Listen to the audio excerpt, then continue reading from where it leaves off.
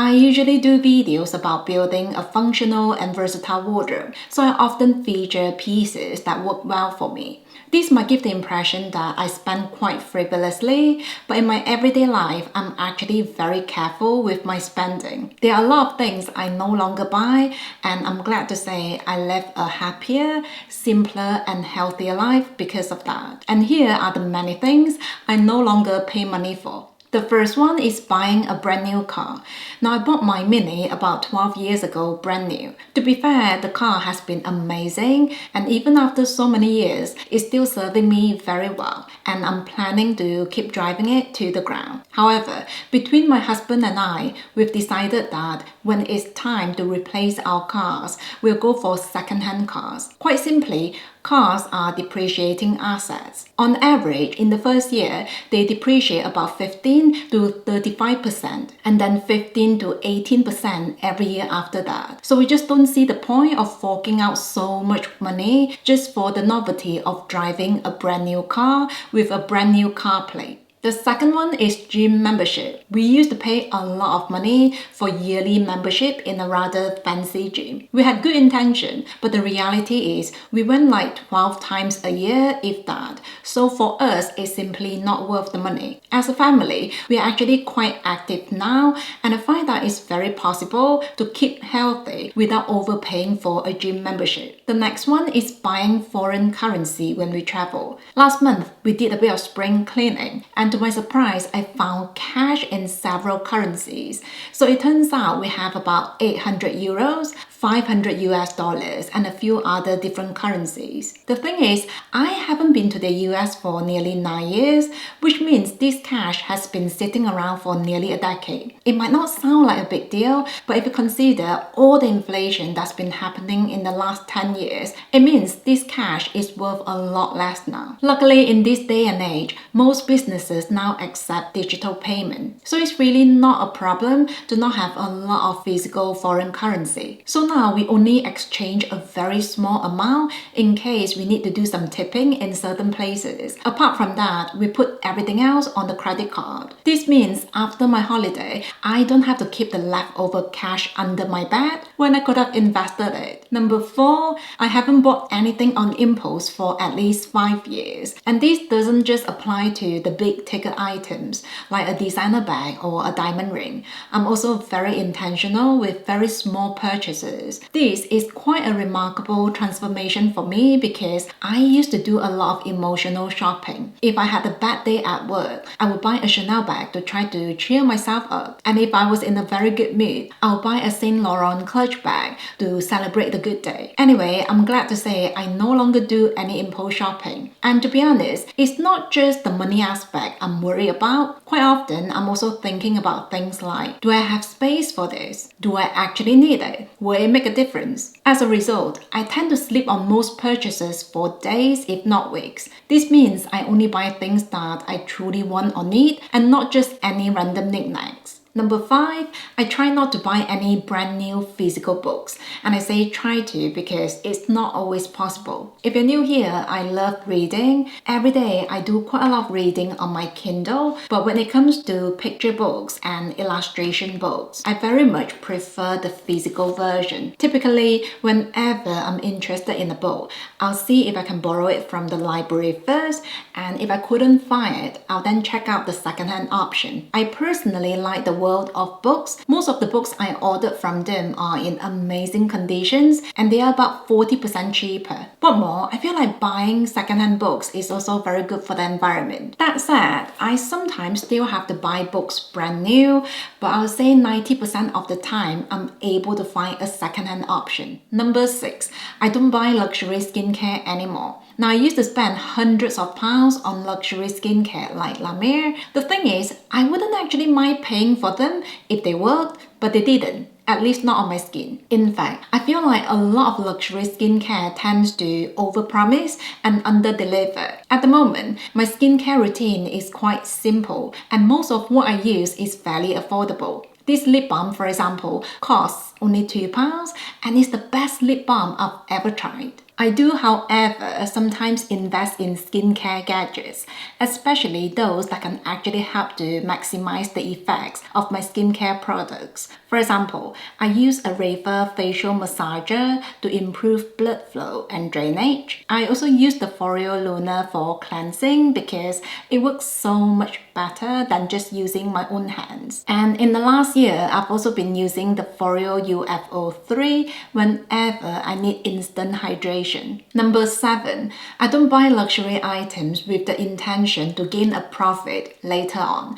And I'm talking about capitalizing on the price increases, which tend to happen every year for most luxury brands. For example, Hermes increased the prices for their handbags about 10% a year, and Chanel is known to be even more aggressive with their price adjustment, and sometimes they do it twice a year. So on the surface, it's easy to assume that you can make a profit from selling a Chanel bag, but in reality, that often is not the case. This is because resale value is very dependent on things like trends, supply, and demand. Not to mention, the consignment service will charge a hefty commission fee, which is about 35% of the sale price. Now, one could argue you can just keep a very classic Chanel bag in a pristine condition for 10 years, and that will guarantee you a profit. But let's not forget, every year, this bag will take up space, plus you have to pay for home insurance to have this bag covered. For me, that is just a lot of work and not the best way to make a profit. Number 8, I've asked my husband to not give me flowers on Valentine's Day. This might sound unromantic, but I just don't see the point of paying 3 times more just because it's a certain date on the calendar. We also don't do gifts or presents on special occasions like birthdays and anniversaries because I just don't want us to have to worry about what special thing to get to keep each other happy. Instead, I very much prefer to cook a nice meal, have a glass of wine, and enjoy a movie together. He still surprises me with small things like chocolate, but I've told him very clearly to not get me a designer bag or jewelry because I'm quite particular and it would be a shame to spend so much money on something that I might not wear. Number 9, in our household, we don't buy greeting cards. So basically, my little boy loves making Christmas cards and birthday cards for us, and it's just the cutest thing. On his 5th birthday, we gave him a card and he was like, "Mommy, can you not make me a card instead of buying one from the store?" And I was like, you know what, that is an amazing idea. So since then, we've been religiously making cards for each other for Christmas, birthdays, Mother's Day, and you name it. And I absolutely love it because it just feels so much more special and personal, and I know I'll keep them for a long time. Next one is subscription services.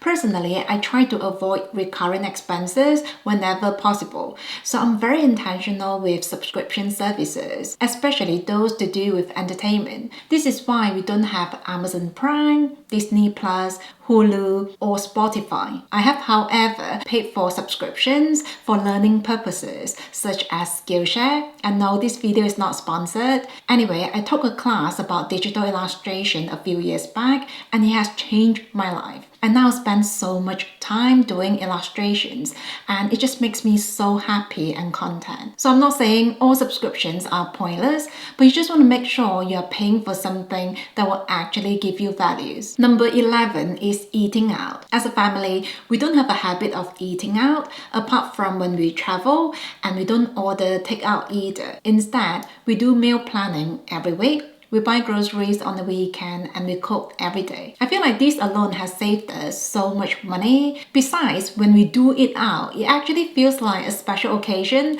rather than a boring routine. Along the same line, I don't buy lunch for work. Now, I'm very fortunate that I'm now able to do my day job on a very part-time basis. But even when I was working 6 days a week back then, I would still religiously pack my lunch every day of the week. Number 13 is credit card charges. I personally love using credit card for security and also benefits like cashback and rewards, but we never spend the money we don't have. For payment, we have a direct debit set up to pay the bill every month, so we never have any outstanding balance. This way, we can enjoy the perks of credit cards without having to pay for the expensive charges. Number 14, we don't pay for the service of an investment fund manager. Most fund managers charge about 1 to 2% a year of your investment portfolio. It might not sound like a lot of money, but if you consider the average market return is about 8 to 10% a year, 2% is actually a big chunk of your money. Not to mention, a lot of the fund managers don't actually beat the market. So for most people, paying for a fund manager is simply not worth the money. In fact, even Warren Buffett recommended a very simple investment plan, such as investing in the index fund. There's a book that I really recommend if you want to learn more about simple investing, and I'll leave the link down below. Number 15, I don't buy fabric softener anymore. Now, fabric softener smells lovely, but it can actually leave a residue on your clothes. In fact, it's recommended that you do not use fabric softener on your cashmere pieces because it can be quite damaging for the cashmere material. So I just don't see the point of paying for something that doesn't even help with looking after my pieces. Number 16 is home decoration. I personally don't browse for home decorations. In fact, I see a lot of decorations as potential clutters that do nothing but make cleaning harder for myself. So with most things I get for the house, they usually have a functional purpose. For example, a home diffuser that happens to look nice. Whereas if something is purely a showpiece, I just won't be tempted at all. In fact, that is the reason why I don't buy souvenirs when I travel. And those are the things I no longer buy. The list is actually longer, but I've covered the other ones in the previous video. And if you haven't already, please check it out. And please let me know if there's anything you no longer buy yourself. Thank you so much for being here. Take care, and I will see you soon.